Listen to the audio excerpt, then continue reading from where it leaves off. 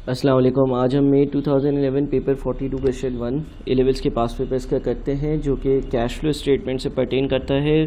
सारी basic understanding आप लोग देख चुके हैं। इसमें मैं सवाल को सॉल्व करूंगा। एक कंपनी का स्टेटमेंट ऑफ फाइनेंशियल पोजीशन दिया हुआ है और कुछ फर्दर इन्फॉर्मेशन है। सवाल की पहली रिक्वायरमेंट है, calculate for the year ended 30 April 2011 profit for the year attributable to equity holders. वो प्रॉफिट कैलकुलेट करो जो इक्विटी होल्डर्स को जो एट्रीब्यूटेबल टू इक्विटी होल्डर्स है, यानी कि आफ्टर सब्ट्रैक्शन ऑफ इंटरेस्ट और टैक्स जो प्रॉफिट बच जाता है वो। अब इस सवाल में जो हमें इंफॉर्मेशन दी हुई है वो देख लेते हैं। पॉइंट नंबर 1 में लिखा हुआ है, the income statement for the year ended 30 April 2011 showed interest payable of 32,000 and taxation of 28,000। Dividends paid during the year amounted to 30,000। ठीक है। फिर 2 में a bonus issue was made during the year which double the number of ordinary shares in issue and issue of debentures also took place. ठीक है। Third में है at 30 April tangible non current assets comprised, और tangible non current assets के बारे में कुछ information है। और 4 में है, देयर वे नो एक्विजिशंस और disposals of patents during the year. अब हमें profit for the year calculate करना है जो इक्विटी होल्डर्स के लिए होता है, लेकिन हमें ऑब्वियसली कोई प्रॉफिट एंड लॉस अकाउंट की इन्फॉर्मेशंस नहीं दी हुई हैं, बल्कि बैलेंस शीट दी हुई हैं। तो हमें करना ये होगा कि हम जो है वो अपना रिटेन्ड अर्निंग्स का टी अकाउंट बनाएंगे, और ये भी मैंने एक सेपरेट लेक्चर में डिस्कस किया है कि रिटेन्ड अर्निंग्स का जो टी अकाउंट होता है, रिटेन्ड अर्निंग्स का जो टी अकाउंट होता है उसमें क्या क्या होता है।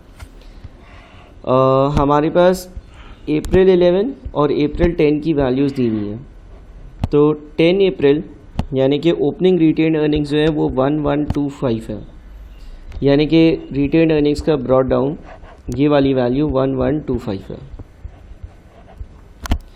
अच्छा, फिर कैरिड डाउन या क्लोजिंग बैलेंस 1170 है, 1170 है, ये वैल्यू भी हमें दी हुई है। अगर कोई प्रॉफिट फॉर द ईयर होगा ड्यूरिंग द ईयर, अगर कंपनी को कोई प्रॉफिट मिलता है, प्रॉफिट आफ्टर टैक्स, वो प्रॉफिट जो शेयर होल्डर्स के लिए होता है, सारे एक्सपेंसेस माइनस कर वो रिटेन अर्निंग्स के अकाउंट में क्रेडिट साइड पर आता है। अगर कंपनी कोई डिविडेंड पे करती है तो वो डेबिट साइड पर आता है। ठीक है। तो profit for the year, profit after tax हमें मालूम करना है। डिविडेंड की अमाउंट हमें सवाल में 30,000 दी हुई है। तो अगर मैं 1170 प्लस 30 माइनस 1125 करता हूँ तो मेरे पास profit for the year as a balancing figure 75 का आ जाता है। ठीक है। एज अ बैलेंसिंग फिगर मैंने निकाला है। बाकी अमाउंट्स मुझे मालूम थी। जब बाकी अमाउंट्स मुझे मालूम थी तो उसमें से मैंने 1125 माइनस किया, 1200 डेबिट साइड का टोटल, उसमें से 1125 का ओपनिंग माइनस किया, तो बैलेंसिंग फिगर के तौर पर प्रॉफिट आफ्टर टैक्स आ गया जो कि 75 है। तो ये एक चीज़ हो गई। पार्ट 2 में बोलता है प्रॉफिट फ्रॉम ऑपरेशंस क्या होगा। अब प्रॉफिट फ्रॉम ऑपरेशंस क्या होता है भाई? देखो, जब हम लेट से सेल्स रेवेन्यू लिखते हैं, सेल्स रेवेन्यू में से सारी की सारी कॉस्ट ऑफ गुड्स सोल्ड को माइनस करते हैं, फिर हमारे पास ग्रॉस प्रॉफिट आ जाता है। ग्रॉस प्रॉफिट में से हम ऑपरेटिंग एक्सपेंसेस माइनस करते हैं। जब हम ऑपरेटिंग एक्सपेंसेस माइनस करते हैं तो मेरे पास कंपनीज़ के हिसाब से profit before interest and tax आ जाता है। इसमें से इंटरेस्ट माइनस होता है। इस profit before interest and tax को प्रॉफिट फ्रॉम ऑपरेशंस भी कहते हैं, जो हमसे ये पूछ रहा है। इंटरेस्ट एक्सपेंस के बाद टैक्स, इंटरेस्ट एक्सपेंस के बाद जो है वो प्रॉफिट बिफोर टैक्स आ जाता है। प्रॉफिट बिफोर टैक्स में से टैक्स माइनस होता है। जब टैक्स माइनस हो जाता है तो प्रॉफिट आफ्टर टैक्स आता है। अब ये सवाल हमसे ये कह रहा है कि ये वाली अमाउंट बताओ। ठीक है। और हमने अभी अभी ये प्रॉफिट आफ्टर टैक्स ढूंढा है। प्रॉफिट आफ्टर टैक्स हमने कितना ढूंढा है? 75। ये हमें मालूम है। अच्छा, इंटरेस्ट एक्सपेंस भी हमें मालूम है और टैक्स एक्सपेंस भी मालूम है। टैक्स है 28, तो टैक्स माइनस करने से पहले वाली अमाउंट होगी 75 प्लस 28 यानी कि 103। इससे पहले इंटरेस्ट एक्सपेंस 32 का वो माइनस हुआ होगा तो 103 बचा होगा, यानी कि 103 प्लस 32 उससे पहले वाली अमाउंट होगी 135। ठीक है, 135 इससे पहले वाली अमाउंट होगी। तो ये हमारा आंसर आ गया। हमें ये मालूम था, हमने रिवर्स वर्किंग करी और हम 135 पर पहुंच गए, जो हमारा सेकंड पार्ट का आंसर है। पार्ट बी में बोलता है prepare a statement of cash flows for the year ended 30 April 2011। अच्छा, कैश फ्लो स्टेटमेंट का मैं आप लोगों को फॉर्मेट दे चुका हूँ। इस सवाल के हिसाब से हम लोग अपना कैश फ्लो स्टेटमेंट बनाते हैं। फॉर्मेटिंग का इतना ज़्यादा मैं फोकस नहीं करूँगा। हेडिंग आती है statement of cash flows, heading होती है स्टेटमेंट ऑफ कैश फ्लोज। हम लिखते हैं एक जगह पर ऑपरेटिंग एक्टिविटीज़ से आने वाले कैश फ्लोज। ठीक है, सबसे पहले आ जाता है प्रॉफिट फ्रॉम ऑपरेशंस। जो प्रॉफिट फ्रॉम ऑपरेशंस जो अभी हमने कैलकुलेट किया 135,000। इसके बाद आप जो है वो नॉन कैश एक्सपेंसेस को ऐड करते हो। अब नॉन कैश एक्सपेंसेस क्या हो सकते हैं, हम चलते हैं अपनी बैलेंस शीट पर। सबसे पहले हमारे पास इंटेंजिबल नॉन करेंट एसेट्स आ रहे हैं और उनकी वैल्यू साल के शुरू में 150 थी और साल के आखिर में 125 है। इंटेंजिबल यानी कि untouchable non current assets such as patents क्या होते हैं, यानी कि आपने एक यूँ समझ लो कि किसी से लाइसेंस लिया है कुछ काम करने का। ठीक है, और जो इंटेंजिबल एसेट्स होते हैं ना, उस टेंजिबल नॉन करेंट एसेट्स की डेप्रिसिएशन होती है। जैसे आप यूज़ करते रहो तो उसको आप डेप्रिशिएट करते रहते हो। इंटेंजिबल नॉन करेंट एसेट्स की एमोर्टाइजेशन होती है। ठीक है, लॉजिक सेम है, कॉन्सेप्ट सेम है, चीज़ सेम है। डेप्रिसिएशन आप करते हो किसी टेंजिबल नॉन करेंट एसेट की और इंटेंजिबल नॉन करेंट एसेट की एमोर्टाइजेशन करते हो। जब आप एमोर्टाइजेशन करते हो तो आप एंट्री पास करते हो एमोर्टाइजेशन एक्सपेंस डेबिट, और जो भी आपका ये स्पेसिफिक नॉन करेंट एसेट है उसको आप क्रेडिट करते हो। डेप्रिसिएशन में क्या होता था, डेप्रिसिएशन एक्सपेंस डेबिट और एक्यूमुलेटेड डेप्रिसिएशन क्रेडिट, या वो जो नॉन करेंट एसेट है वो क्रेडिट, दोनों एक ही चीज़ हैं। दोनों एक ही चीज़ हैं, इसका मतलब कि दोनों नॉन कैश एक्सपेंसेस हैं। मैंने जो बेसिक वीडियो बनाई है एक कैश फ्लोज को समझाने की, उसमें मैंने समझाया कि नॉन कैश एक्सपेंसेस जो है ना वो क्या होता है। तो दोनों नॉन कैश एक्सपेंसेस हैं, इसका मतलब amortisation is also a non cash expense. और हम यहाँ पर एमोर्टाइजेशन लिखेंगे, हम नॉन कैश एक्सपेंसेस को ऐड बैक करते हैं बिकॉज वो कैश का आना जाना या कैश फ्लो नहीं होता। ठीक है, अच्छा यहाँ पर ये भी लिखा हुआ है देयर वेर नो एक्विजिशन और disposal of patents during the year, यानी कि पेटेंट्स का कोई ख़रीदो फ़रोख्त नहीं हुआ। अगर ये वैल्यू 150 से 125 पर जा रही है तो प्योरली एमोर्टाइजेशन की वजह से इसकी वैल्यू कम हुई होगी, और 25,000 से वैल्यू कम हुई है तो हम नॉन कैश एक्सपेंसेस में यहाँ पर 25,000 ऐड कर देंगे। ठीक है, उसके बाद फिर हम आ जाते हैं डेप्रिसिएशन पर। अब डेप्रिसिएशन क्या होगी भाई, डेप्रिसिएशन के लिए कुछ ऐसा होगा कि हमारे पास टेंजिबल नॉन करेंट एसेट्स जो हैं वो साल के शुरू में 3173 के थे, साल के आखिर में 3430 के, तो वैल्यू इंक्रीज़ हो रही है। और इसके बारे में कुछ इन्फॉर्मेशन भी है। इन्फॉर्मेशन ये है कि जो टेंजिबल नॉन करेंट एसेट्स थे उसमें लैंड है 1600 का, साल के शुरू में भी वैल्यू उसकी 1600 थी, आखिर में भी 1600। बिल्डिंग्स है, उनकी कॉस्ट साल के शुरू और आखिर दोनों में 1200 थी। उनकी एक्यूमुलेटेड डेप्रिसिएशन 168 और 144, एक्यूमुलेटेड डेप्रिसिएशन जो है वो चेंज हुई है और इंक्रीज़ हुई है।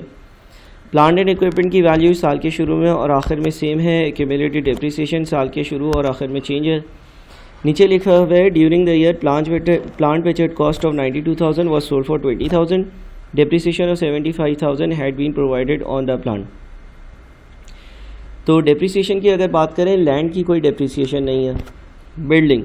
बिल्डिंग में कोई ख़रीदो फ़रोख्त नहीं है और डेप्रिसिएशन की अमाउंट जो है वो 168 से 144 पर, एक्यूमुलेटेड डेप्रिसिएशन की अमाउंट 144 से 168 पर जा रही है। 24 का इंक्रीज़ हुआ है, यानी कि ड्यूरिंग द ईयर आपने बिल्डिंग पर जो डेप्रिसिएशन लगाई होगी वो 24 की लगाई होगी। Depreciation is a non cash expense, उसको ऐड बैक करेंगे। इसके बाद हम बात कर लेते हैं प्लांट की। अब जब हम प्लांट की बात करते हैं जब हम प्लांट की बात करते हैं भाई, तो प्लांट जो है ना साल के शुरू में 729 के थे और साल के आखिर में 1125 के। तो मैं प्लांट का एक टी अकाउंट भी बनाता हूँ, यह हमें बाद में भी काम आएगा। अगर मैं प्लांट का टी अकाउंट बनाता हूँ तो इस प्लांट की टी अकाउंट का जो ब्रॉड डाउन है वो 729 है, जिस प्लांट का कैरी डाउन है वो 1125 है, ठीक है। ड्यूरिंग द ईयर क्या हुआ है, during the year plant which had cost 92,000 was sold for 20,000।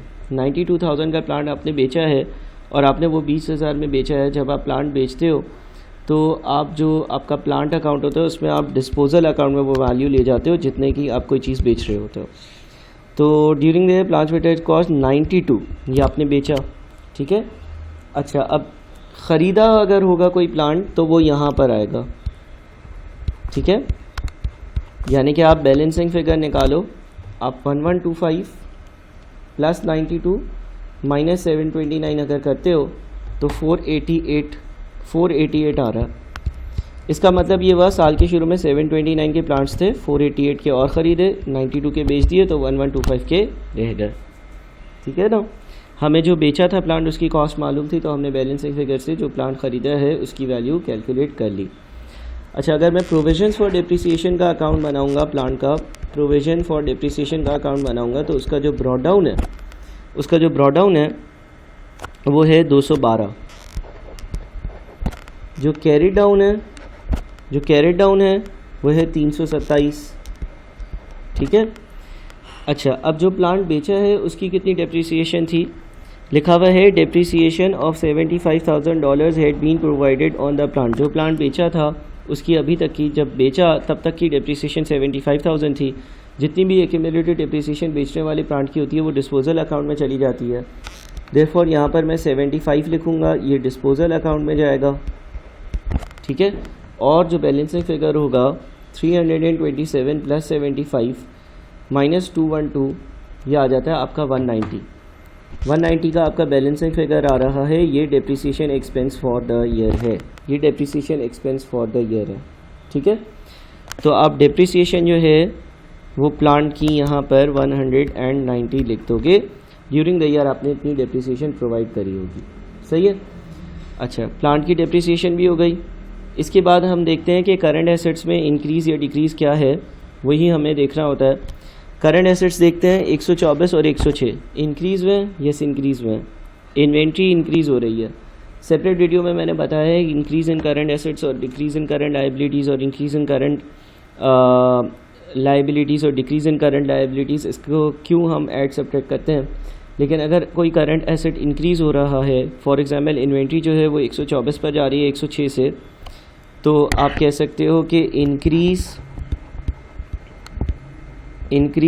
In inventory, और इंक्रीज़ है आपका वो 18 का इंक्रीज़ है। अगर करंट एसेट का इंक्रीज़ है तो वो लेस होगा, ठीक है। अच्छा, उसके बाद फिर अगली चीज़ क्या है, अगली चीज़ है मेरे रिसीवेबल्स 78 और 82, 4 से कम हो रहे हैं। अगर कम हो रहे हैं तो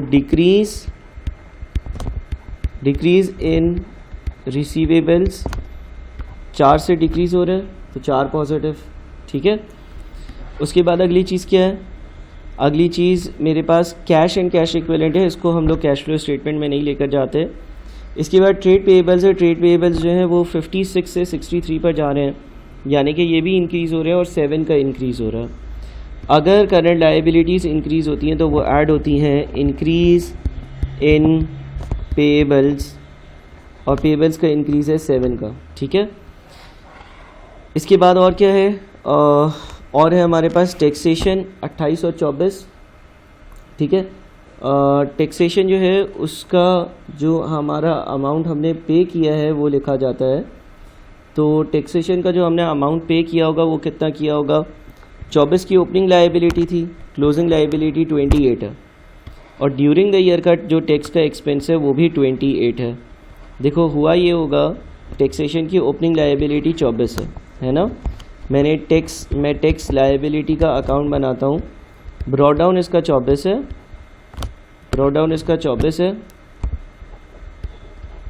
जो कैरी डाउन है इसका वो 28 है। ड्यूरिंग द ईयर का टैक्स का एक्सपेंस 28 है, यानी कि टैक्स एक्सपेंस डेबिट, और लायबिलिटी क्रेडिट, ये एंट्री पास हुई होगी। अब ड्यूरिंग द ईयर अगर कोई पेमेंट हुई होगी तो टैक्स लायबिलिटी डेबिट और बैंक क्रेडिट हुआ होगा। और अगर आप बैलेंसिंग फिगर ढूंढते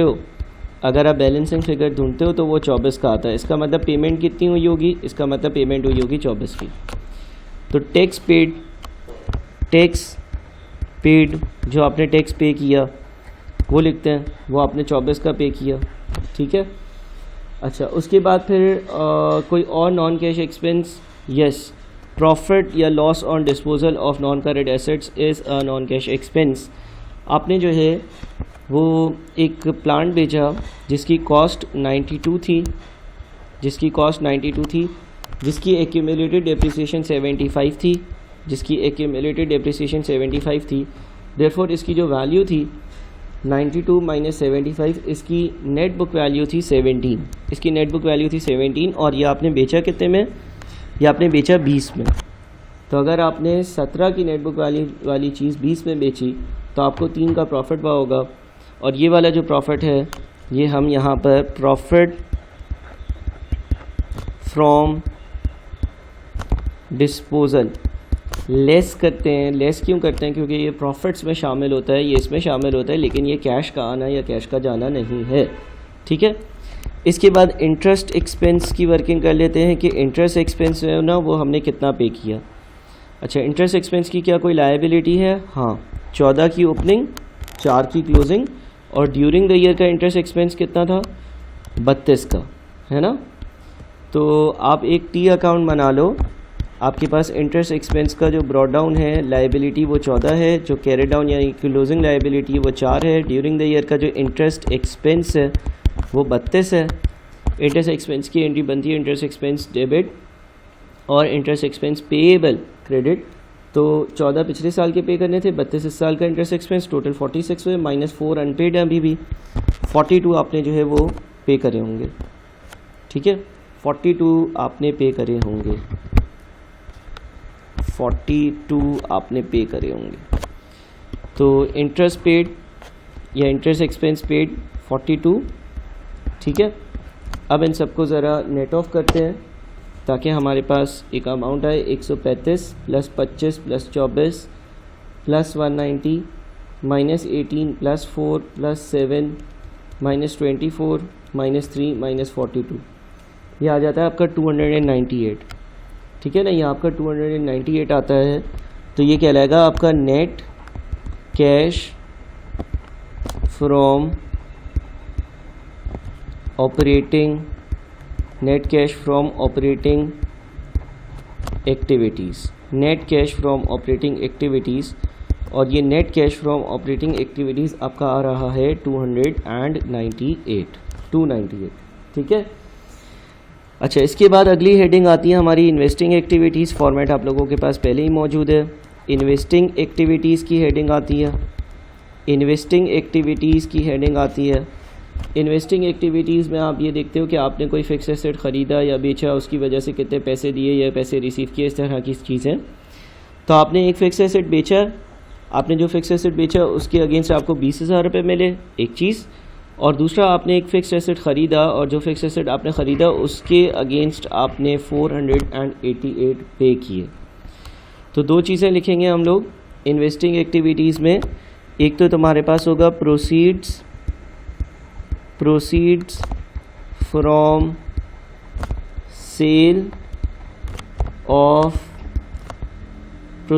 सेल ऑफ प्लांट, जो प्लांट तुमने बेचा उससे जो पैसे आए वो 20 थे, और परचेज ऑफ प्लांट, जो प्लांट तुमने परचेज़ किया उसके लिए तुमने 488 पे किए, ठीक है। तो ये आपके पास 20 और 488 की जो अमाउंट है, 20 और 488 यहाँ पे लिख लेते हैं एक कॉलम पीछे। इसको अगर हम नेट करेंगे तो ये आता है 468। 468 क्या है, 468 है net cash flow from investing activities का नेट कैश फ्लो है, ठीक है। और अब जो है वो 298 में से हम इसको माइनस करेंगे, 298 - 468 ये बन जाता है -170, नेगेटिव 170। अच्छा, नेगेटिव 170 बन गया। इसके बाद फाइनेंसिंग एक्टिविटीज़ फॉर्मेट में आप लोगों को दे चुका हूँ। सबसे पहले ऑपरेटिंग एक्टिविटीज़, फिर इन्वेस्टिंग एक्टिविटीज़, फिर फाइनेंसिंग एक्टिविटीज़।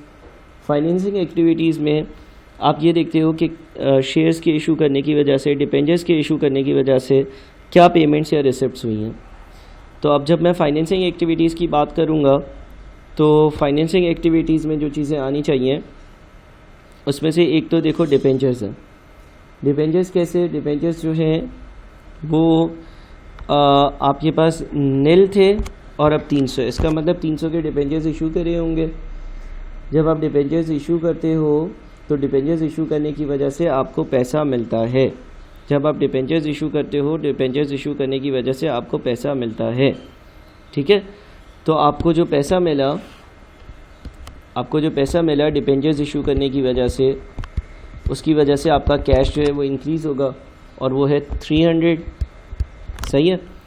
अच्छा, फिर जो है वो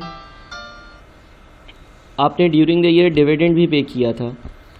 डिविडेंड भी हमारे पास फाइनेंसिंग एक्टिविटीज़ में आ जाता है क्योंकि डिविडेंड शेयर होल्डर्स को पे होता है, शेयर से लिंक्ड है।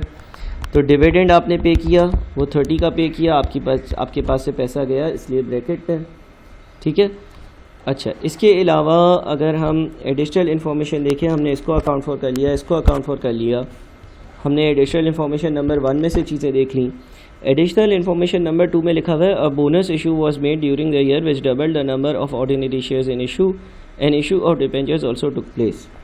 देखो, बोनस शेयर्स भी इशू है। अब बोनस इशू की वजह से पैसा आता जाता नहीं है, ठीक है। राइट्स इशू की वजह से या नए शेयर्स इशू करें उसकी वजह से पैसे का आना जाना होता है, लेकिन बोनस इशू अगर आप शेयर्स का करते हो तो उसकी वजह से पैसा नहीं आता। ऑल्दो आपके ऑर्डिनरी शेयर्स पहले 1000 के थे, अब 2000 के हो गए, यानी कि कितने से इंक्रीज़ हुए हैं, 1000 से इंक्रीज़ हुए। मगर क्योंकि ये बोनस इश्यूज़ हैं तो एक रिज़र्व कम हुआ होगा और दूसरा रिज़र्व इंक्रीज़ हुआ होगा, और ये मुझे नज़र भी आता है। देखो, मेरा जो शेयर प्रीमियम है वो शुरू में 1000 था, अब 250 हो गया, यानी कि 750 से शेयर प्रीमियम कम हुआ है। और जो रीवैल्यूएशन रिज़र्व था वो 250 था और अब 0 हो गया, यानी कि 250 से रीवैल्यूएशन रिज़र्व कम हुआ है। और ऑर्डिनरी शेयर्स जो हैं वो 1000 से इंक्रीज़ हुए। तो एंट्री क्या पास हुई होगी, share premium debit 750, revaluation reserve debit 250 और ऑर्डिनरी शेयर कैपिटल क्रेडिट 1000, ये एंट्री पास हुई होगी, ठीक है। यानी कि कोई पैसे आए गए नहीं होंगे, अलबत्ता अगर कभी शेयर्स के इशू की वजह से पैसे आते जाते तो वो भी हम अकाउंट फॉर करते। बहरहाल अभी ऐसा नहीं है, तो 300 में से 30 माइनस किया, 270 का पॉजिटिव और 270 का पॉजिटिव और 170 का नेगेटिव, ये बनता है आपका 100 का पॉजिटिव। ये आपको बता रहा है net increase in cash and cash equivalents, यानी कि जो हमारा कैश और कैश इक्विवेलेंट्स है वो कितने से इंक्रीज़ हुआ है, 100 से इंक्रीज़ हुआ है, ये बात बता रहा है। अब इसको प्रूफ भी कर लेते हैं। देखो, अगर हम साल के शुरू की बात करते हैं, तो कैश और कैश इक्विवेलेंट हमारे पास कितने थे, हमारे पास साल के शुरू में 42 की लायबिलिटी थी, यानी कि नेगेटिव बैलेंस था कैश एंड कैश इक्विवेलेंट का, और साल के आखिर में 58 पॉजिटिव है। तो ये तुम देखना कि हमने ये लिखा net cash and cash equivalent, increase in net cash and cash equivalents, net increase in cash and cash equivalent 100 का है। Opening cash and cash equivalents opening कितने थे सर, ओपनिंग थे नेगेटिव 42 के थे, लायबिलिटी थी। और अगर 100 की वजह से ड्यूरिंग द ईयर ये चीज़ इंक्रीज़ हुई हो तो कितनी हो जानी चाहिए सर, क्लोजिंग 58 हो जाना चाहिए, ठीक है ना। Closing cash and cash equivalents जो हैं वो 58 हो जाने चाहिए, और ऐसा ही है। ओपनिंग कितना था, ओपनिंग आपके पास 42 था और क्लोजिंग आपके पास कितना है, क्लोजिंग आपके पास 58, ठीक है। तो ये हमने कैश फ्लोज का एक सवाल किया, इसका फॉर्मेट भी मैं आप लोगों को दे चुका हूँ, उस फॉर्मेट को देखकर ज़रा दोबारा से सवाल को ज़रूर करिएगा।